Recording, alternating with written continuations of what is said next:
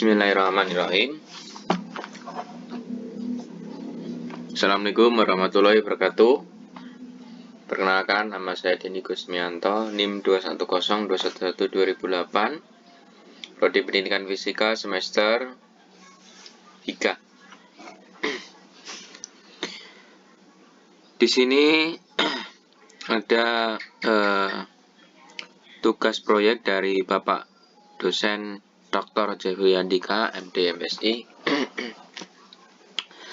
yaitu yang pertama, buatlah materi boleh dalam bentuk terjemahan berkaitan dengan topik osilator teredam dan persamaan Lagrange ya.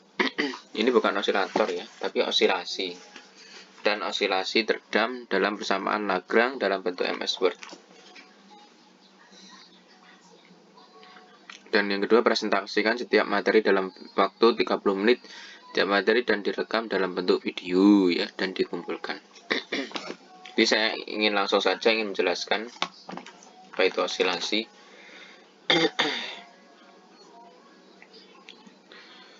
Sebentar ya, saya cari dulu.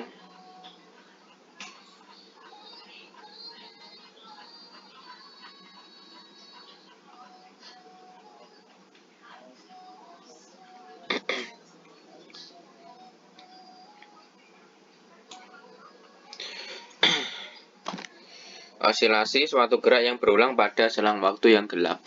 Tetap disebut gerak periodik. Gerak periodik jika geraknya bolak-balik pada jalan yang sama.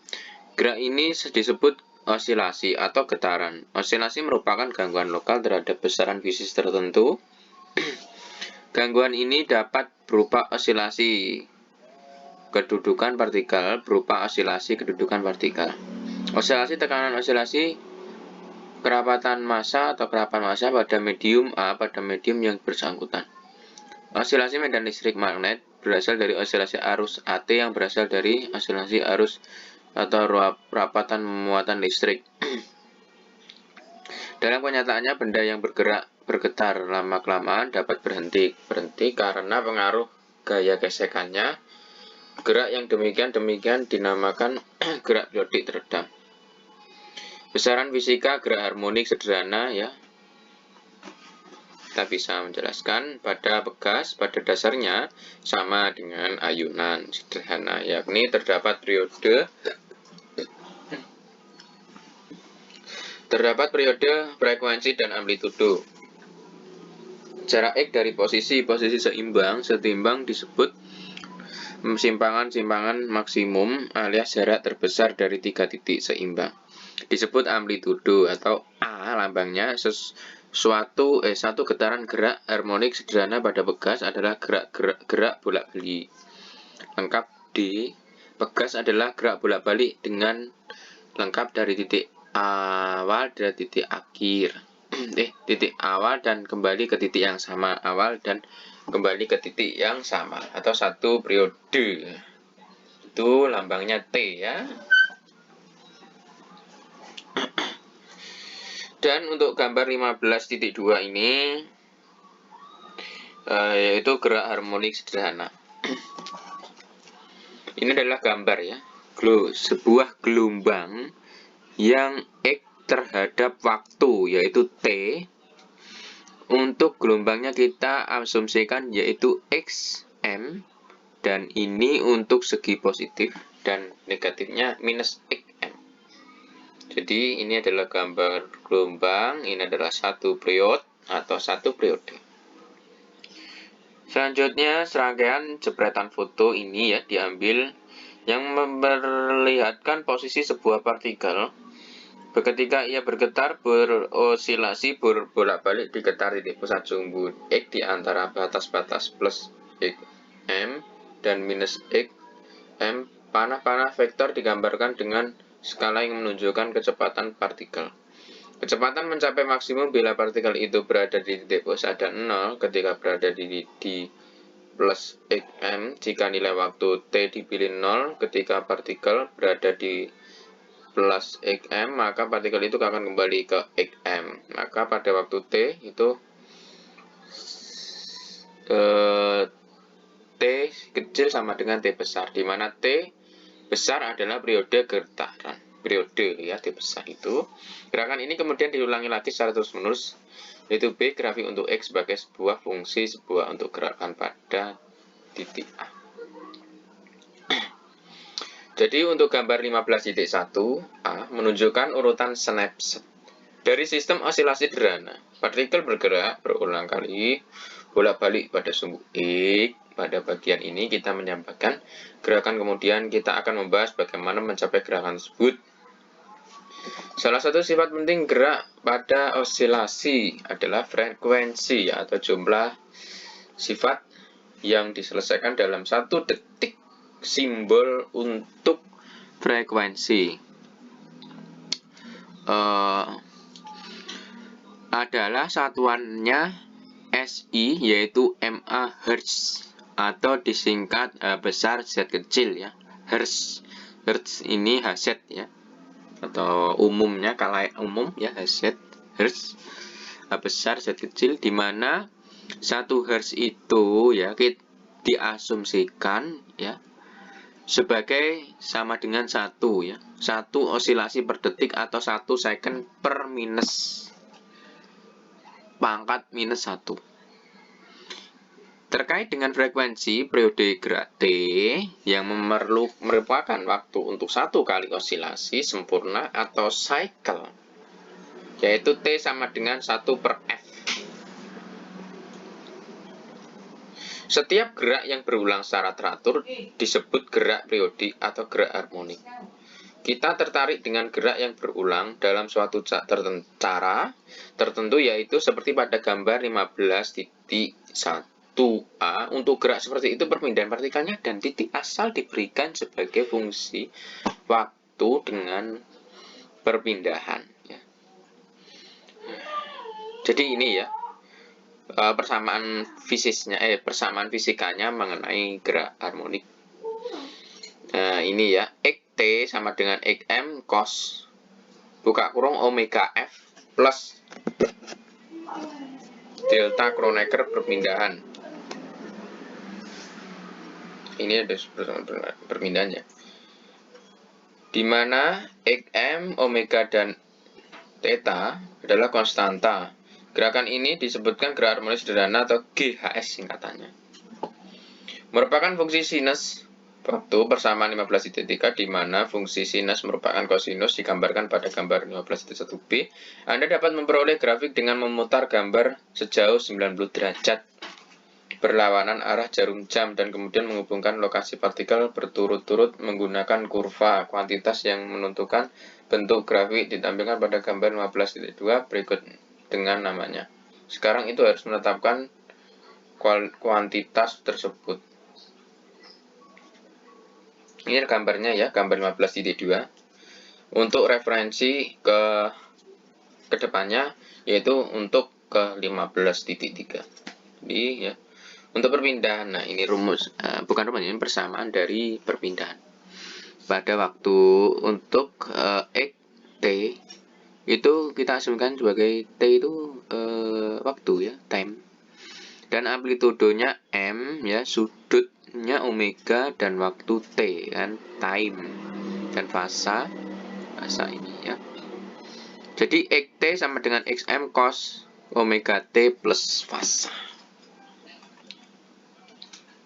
Kuantitas XM disebut amplitudo gerak apabila konstanta positif, yang nilainya tergantung pada bagaimana itu dimulai. Sebab M menyatakan nilai maksimal karena amplitudonya merupakan perpindahan maksimum partikel ke arah manapun fungsi kosinus pada persamaan 15.3. Bervariasi di antara batas ya, kurang lebih 1. Sehingga perpindahan X bervariasi antara batas-batas plus XM. Kuantitas waktu yang bervariasi yaitu omega T plus delta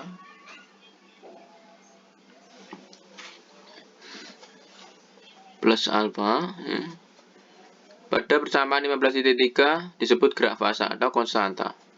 Disebut konstanta fasa atau sudut fasa. Nilai ini tergantung pada perpindahan 0 kecepatan partikel pada waktu T sama dengan 0. Untuk plot X T gambar 15.3a.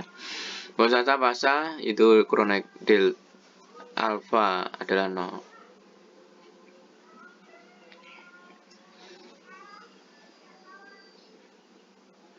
Untuk menginterpretasikan konstanta omega yang disebut frekuensi sudut gerak, kita harus memperhatikan bahwa perpindahan X T harus kembali pada nilai asal adalah suatu periode T gerak, yakni X T harus sama dengan X T plus T besar ya.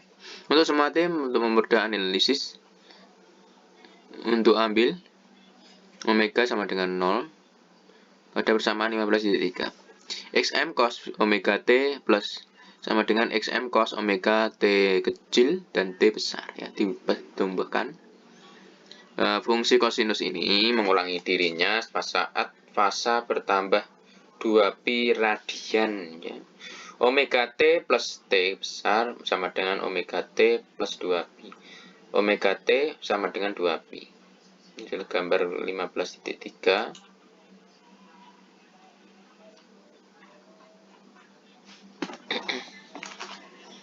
Ini adalah gambar 15.3 ya. Gelombangnya ya longitudinal ya ini. Dalam ketiga kasus kurva B diperoleh dari persamaan 15.3 dengan theta sama dengan 0. Kurva B dalam amplitudo XM yakni kurva A lebih besar ya XR. Ini adalah sudut berpindah. Nah ini gambarnya dilihat, ini dua periode ya ini. 1, 2, 1,5 ya.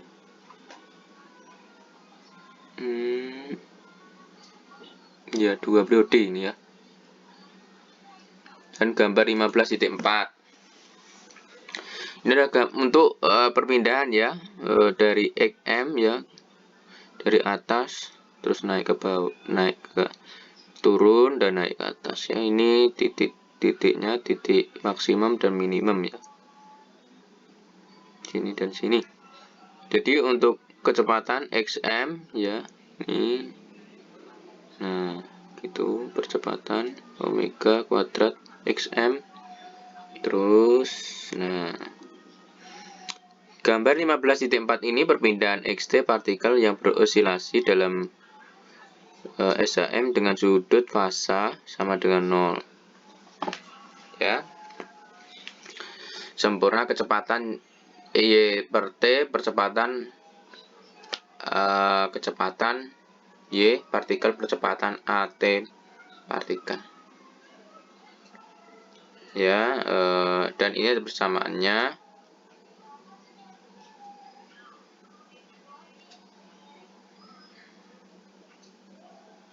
omega sama dengan 2pi per T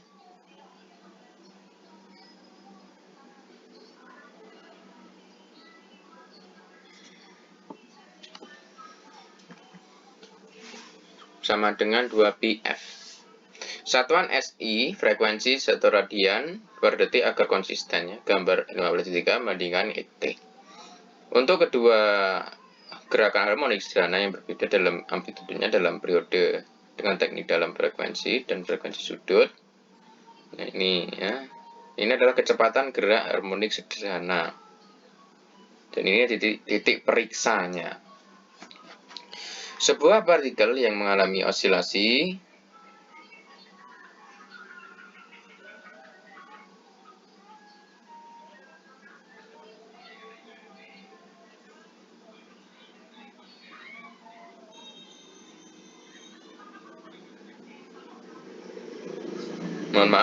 jaringannya lag.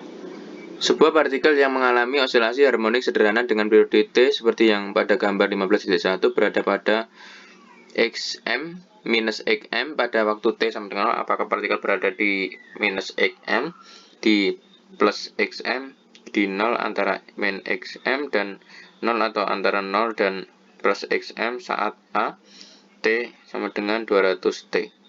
Untuk B 3T, 5 T dan C T 5,257 derajat. Kecepatan harmonik sederhana ini ya samaannya. Vt sama dengan dx per dt dan d per dt ya. Kita rubah xm cos omega t plus radian. Vt sama dengan omega xm sin omega t delta.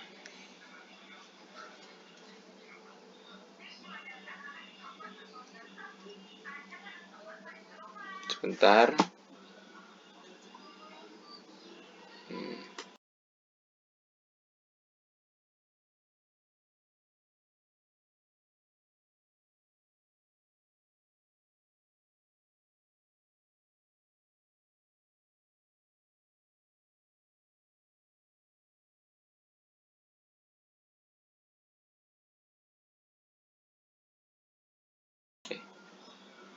Periode adalah waktu yang dibutuhkan oleh benda yang bergerak harmonik sederhana untuk menempuh suatu putaran.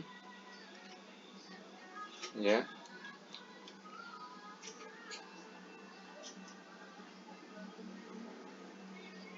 Jadi itu ya.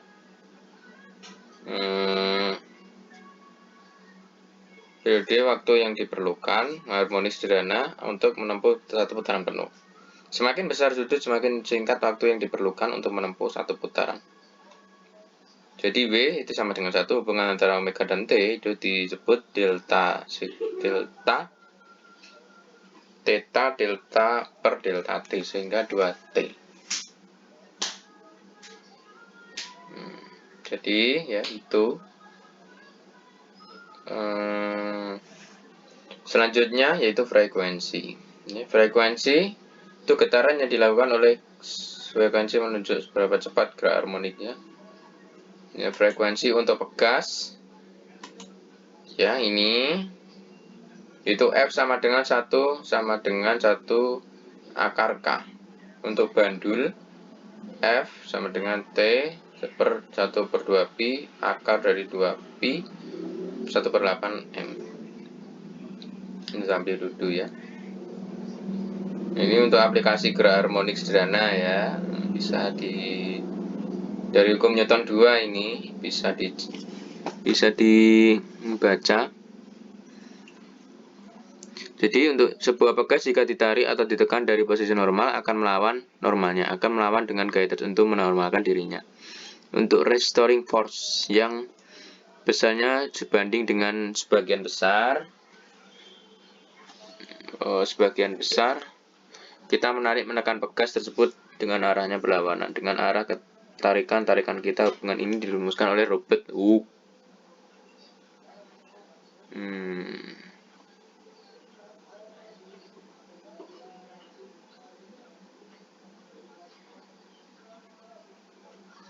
Selanjutnya ya samanya F sama dengan min KX. Ini ya.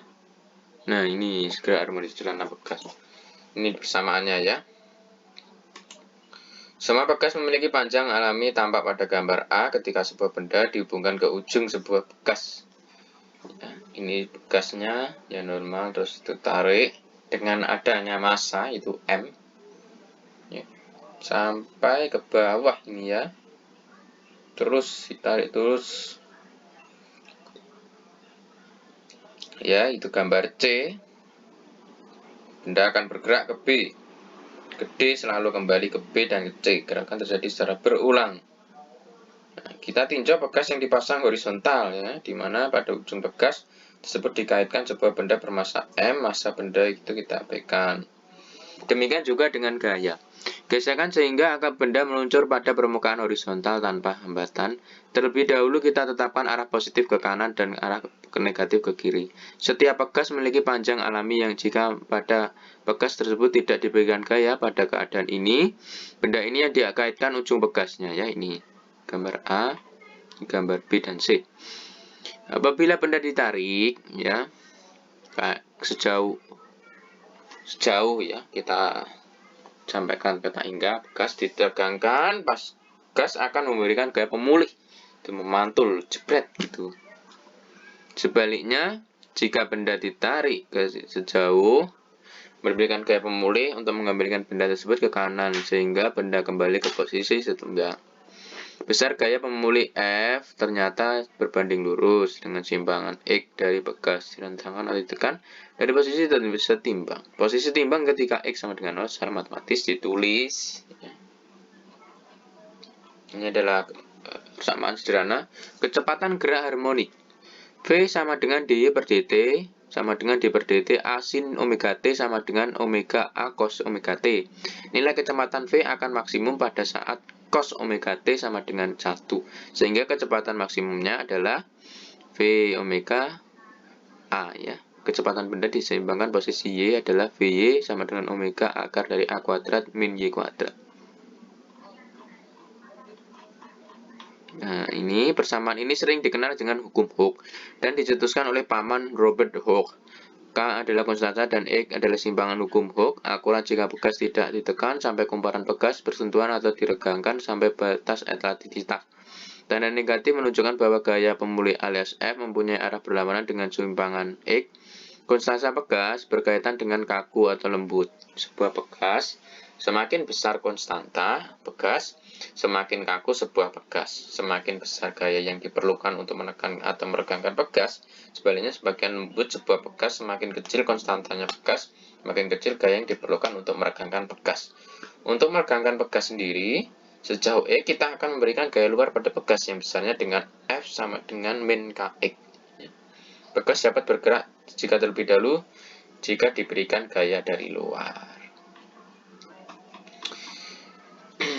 Jadi, itu saja yang dapat saya sampaikan. Nanti penjelasan berikutnya ada di video selanjutnya ya. Penjelasan untuk osilasi teredam. Saya kira itu yang dapat saya sampaikan. Terima kasih. Saya tutup. Wassalamualaikum warahmatullahi wabarakatuh. Nanti kita akan bertemu ke video selanjutnya yang kedua. Terima kasih. Sampai jumpa. Bye-bye.